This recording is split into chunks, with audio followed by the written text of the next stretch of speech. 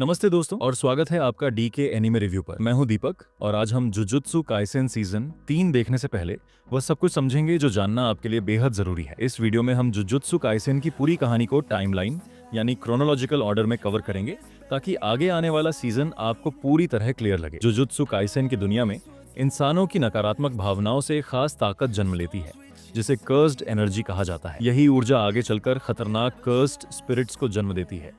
आम लोग इन शापित आत्माओं को देख नहीं सकते, लेकिन ये हर साल हजारों बेगुनाह लोगों की जान ले लेती हैं। जो लोग इन्हें देखने और इनसे लड़ने की क्षमता रखते हैं वे जुजुत्सु सोर्सरर कहलाते हैं और यही लोग इंसानियत की आखिरी उम्मीद होते हैं। अब बात करते हैं इस कहानी के सबसे अहम किरदारों में से एक सटोरू गोजो की। गोजो को आधुनिक युग का सबसे शक्तिशाली जुजुत्सु सोर्सरर माना जाता है। उसकी लिमिटलेस तकनीक उसे स्पेस और इन्फिनिटी पर पूरा नियंत्रण देती है। गोजो का सबसे करीबी दोस्त था सुगुरु गेटो, जिसके पास कर्स्ड स्पिरिट्स को निगलकर उन्हें अपने वश में करने की अनोखी क्षमता थी। एक मिशन के दौरान इन दोनों को रिको अमानी नाम की लड़की की सुरक्षा सौंपी जाती है जो स्टार प्लाज्मा वेसल थी। रिको को अमर सोर्सरर टेंजन के साथ मर्ज होना था ताकि जुजुत्सु दुनिया का संतुलन बना रहे। लेकिन तभी कहानी में एंट्री होती है सोर्सरर किलर तोजी फुशिगुरो की, जो बिना किसी कर्स्ड एनर्जी के लड़ने वाला खतरनाक इंसान था। तोजी रिको की हत्या कर देता है और गोजो को मौत के करीब पहुंचा देता है। मौत के उस पल से लौटकर गोजो रिवर्स कर्स्ड तकनीक सीखता है और अपनी असली ताकत को जागृत करता है। इसके बाद वह तोजी को हरा देता है,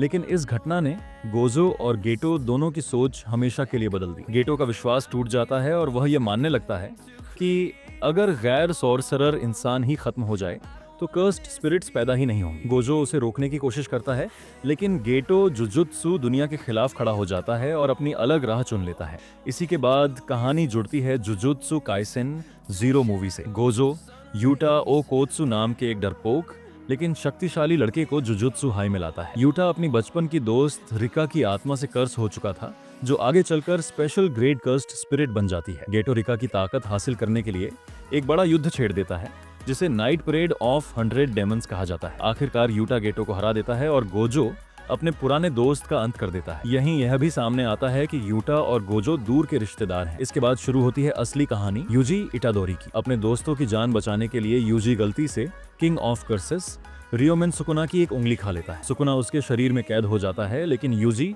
अपनी इच्छा शक्ति से खुद पर काबू बनाए रखता है। जुजुत्सु समाज उसे मारना चाहता है, लेकिन गोजो एक अलग फैसला लेता है। योजना बनाई जाती है कि यूजी पहले सुकुना की सभी 20 उंगलियां खाएगा और फिर उसे हमेशा के लिए खत्म किया जाएगा। यूजी मेगुमी फुशिगुरो और नोबारा कोगिसाकी के साथ मिलकर मिशनों पर जाता है। एक खतरनाक जेल मिशन के दौरान यूजी की मौत हो जाती है, लेकिन सुकुना उससे एक सीक्रेट बाइंडिंग वाव बनाकर उसे दोबारा जिंदा कर देता है। यही समझौता आगे चलकर बेहद अहम साबित होता है। इसी समय कहानी में एंट्री होती है एक नए और बेहद डरावने विलेन की, महितो की। महितो इंसानों की आत्मा को छेड़ने और उनका आकार बदलने की ताकत रखता है। उसके साथ एक रहस्यमयी किरदार भी दिखाई देता है जो बिल्कुल गेटो जैसा दिखता है। इन दोनों का असली मकसद होता है सटोरू गोजो को रास्ते से हटाना। टोक्यो और क्योटो जुजुत्सु स्कूलों के बीच एक एक्सचेंज इवेंट आयोजित किया जाता है। यहीं यूजी की मुलाकात ओइटोडो से होती है, जो उसे उसकी असली क्षमता से परिचित कराता है और ब्लैक फ्लैश जैसी खतरनाक तकनीक सिखाता है। इसी इवेंट के दौरान महितो और उसके साथी हमला करते हैं, कई सोर्सरर घायल होते हैं और सुकुना की उंगलियां चुरा ली जाती हैं। यहीं से कहानी तेजी से अंधेरे की ओर बढ़ती है और हमें ले जाती है शिबुया इंसिडेंट की तरफ, जहां गोजो को प्रिजन रियलम में सील कर दिया जाता है और पूरी जुजुत्सु दुनिया का संतुलन टूट जाता है। अब सीजन 3 में हम एंट्री करेंगे कलिंग गेम में, जहां नियम बदल चुके हैं, खिलाड़ी मजबूर हैं लड़ने के लिए और हर फैसला मौत या जीवन तय करता है। अब सवाल यह है, क्या आप चाहते हैं कि अगले वीडियो में मैं शिबुया इंसिडेंट को पूरी डिटेल में हर फाइट और हर ट्विस्ट के साथ समझाऊं?